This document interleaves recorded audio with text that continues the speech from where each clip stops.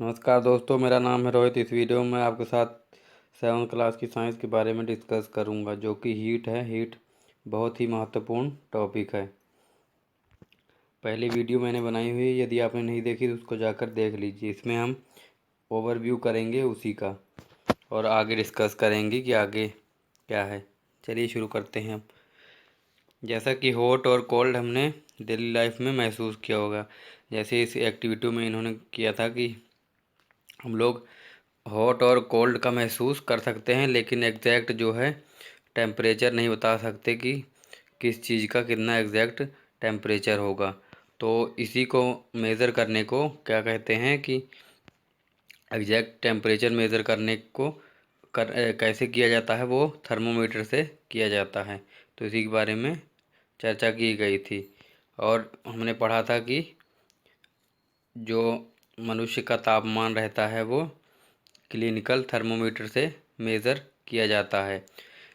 Clinical thermometer की range क्या रहती है? 35 से 42 डिग्री सेल्सियस रहती है, क्योंकि जो है हमारा बॉडी टेम्परेचर जो है वो 35 से नीचे नहीं जा सकता और 42 से ऊपर कभी नहीं हो सकता। और ये रेंज जो है फ़ारेनहाइट में कितनी रहती है? 94 से 108 जो है फ़ारेनहाइट रहती है। ये फ़ारेनहाइट में रहता है। और जो 35 है और 42 है ये सेल्सियस में रहता है। आगे इसी के बारे में था कि कैसे क्लिनिकल थर्मोमीटर का कैसे यूज़ करेंगे या क्या प्रिकॉशन लेंगे इसको यूज़ करते समय। अब यहाँ पे दिखाया गया है कि जो ह्यूमन का बॉडी टेम्परेचर रहता है वो 37 डिग्री सेल्सियस रहता है।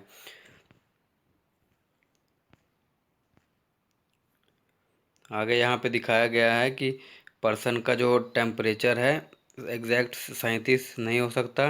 It could be very slightly higher और स्लाइटली लोअर, यानी कि कुछ कम या कुछ ज़्यादा भी हो सकता है। ये क्लिनिकल थर्मोमीटर इसी बेस पे बनाया गया था, क्योंकि जो है हमारा बॉडी का टेम्परेचर 35 डिग्री सेल्सियस से कम नहीं हो सकता और 42 डिग्री से ऊपर नहीं हो सकता। इसी यही रीज़न था। तो हमारा जो क्लिनिकल थर्मोमीटर है उसकी रेंज जो रहती है 35 से 42 डिग्री सेल्सियस रहती है। अब आगे हम इसमें लिखा गया है कि जो क्लिनिकल थर्मोमीटर है उसका हम सिर्फ ह्यूमन बॉडी का टेम्परेचर मेजर करने के लिए यूज़ करेंगे और कुछ उससे मेज़र नहीं कर सकते। आगे हम डिस्कस करते हैं कि लेबॉर्ट्री थर्मोमीटर क्या होता है। लेबॉर्ट्री थर्मोमीटर की पहले रेंज देख लीजिए। रेंज कितनी होती है?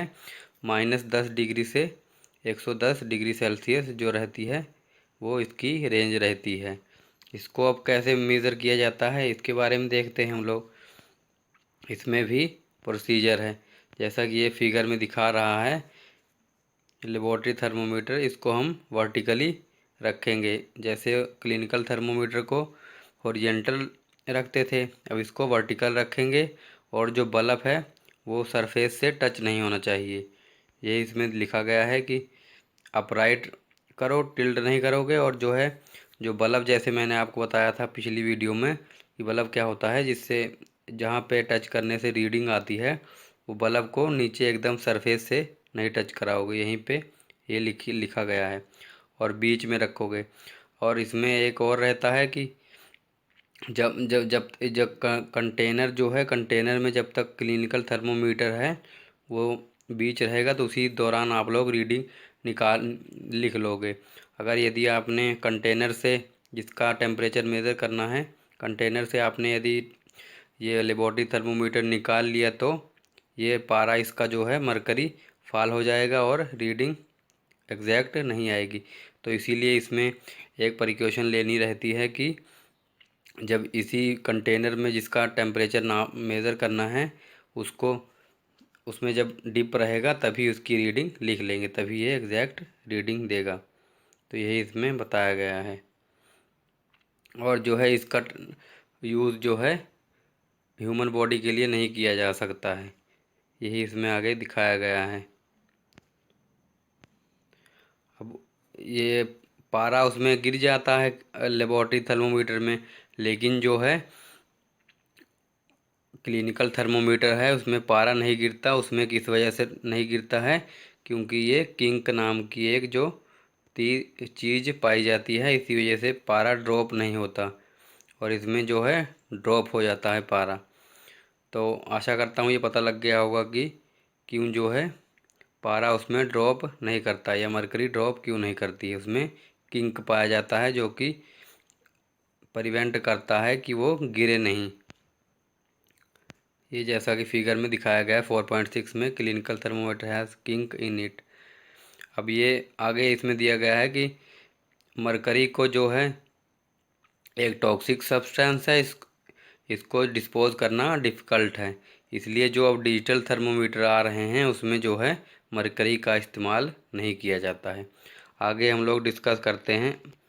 हमने इस वीडियो में पढ़ा कि क्लिनिकल थर्मोमीटर क्या होता है, क्लिनिकल थर्मोमीटर की रेंज क्या रहती है, और उसके बाद जो है लेबोरेटरी थर्मोमीटर पढ़ा, कैसे मेज़र करते हैं, उसकी क्या रेंज रहती है, उसके बारे में डिस्कस किया। अब हम लोग डिस्कस करते हैं ट्रांसफ़र ऑफ हीट, यानी कि कौन कौन से ये मोड ऑफ जो है कंडक्शन है। जैसे इस वीडियो में क्या हुआ, इस फिगर में क्या हुआ कि जो है ईंट के नीचे एक लोहे की छड़ रखी गई है, एक तरफ से इसका एक सिरा जो है गर्म किया जा रहा है, उसके बाद बीच बीच में जो है ये मोम लगाई हुई है इन्होंने।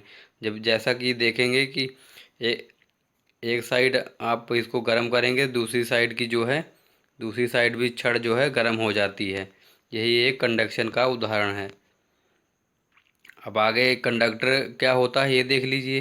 कंडक्शन का पता लग गया होगा कि जो इलेक्ट्रॉन जो है फ्लो कर जाते हैं, या जो है एक साइड आप लोग गर्म करते हैं, दूसरी साइड जो है आयरन गर्म हो जाती है, वो कंडक्शन का उदाहरण है। अब यहाँ पे जो कंडक्टर क्या होता है, जिसमें जो है हीट इजीली पास हो जाती है, उसको कंडक्टर कहते हैं। और जिसमें हीट जो है, इसके उदाहरण क्या हैं कंडक्टर के, एल्युमिनियम, आयरन और कॉपर इसके उदाहरण हैं। उसके बाद जो है इंसुलेटर क्या होता है, जिसमें जो है हीट जो है आसानी पास ही नहीं होती है, उसको हम लोग इंसुलेटर कहेंगे। जैसे कि प्लास्टिक और वुड, इसमें हीट नहीं ट्रांसफ़र होगी, ये डायरेक्टली अगर इनको आग के कांटेक्ट में या हीट के कांटेक्ट में लाया जाएगा तो ये बर्न हो जाएगा, इसलिए इनको इंसुलेटर कहा जाता है। अब आगे हम लोग चर्चा करते हैं कि